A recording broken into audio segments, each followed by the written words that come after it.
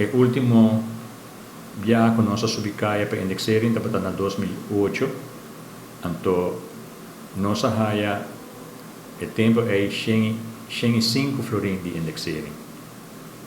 A mim mes não estava den OPA, pero OPA também a haya, e pensionado também haya, e 5 e governo de tempo é a decidir que é pensionado não abai 30% atrás. Dus, kiko na hasi na kita 30% de 5 e, então, depois havia cambio de governação, e tempo o presidente estava Paul Van Niel, ele protestava mais hopi, o governo de seguinte assinatura, então, o governo de tempo é aduna pensionado, não também 5. Pero o que passa depois, havia o assunto de cambio de PVL. PVL tem grado de cobertura mais bom, se não terá 85%, então ele trabalha em rumo de que se sigue assim e não paga pensionado na pensão.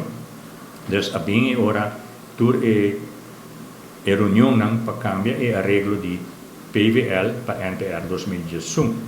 Então, tem o cambio, o governo vem com a proposição, esta saca fez é assunto de indexering. Dus het caibo é hora de fundo de pensão. Se o fundo de pensão está sano, está dando indexering na pensionado. Pero por começar a dar indexering, solamente se o grado de cobertura está neto 5%.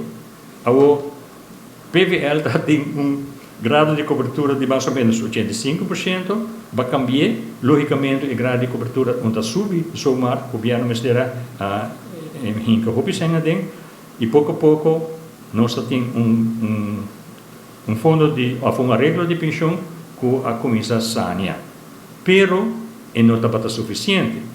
Dove sei na bole acercar o grêmio, sindicato, para cambiar e NPR 2018 para NPR 2014. Agora que nós temos NPR 2014, e aqui tem cultura e problema na Nigeria que saia, tem hobby volatilidade riba o mercado, e grado de cobertura vai ter 3%, que é neto. Que é a trove, riba nossa pensão, não está seguro que nós temos indexering. Dus o governo mesmo não vai dar nós indexering.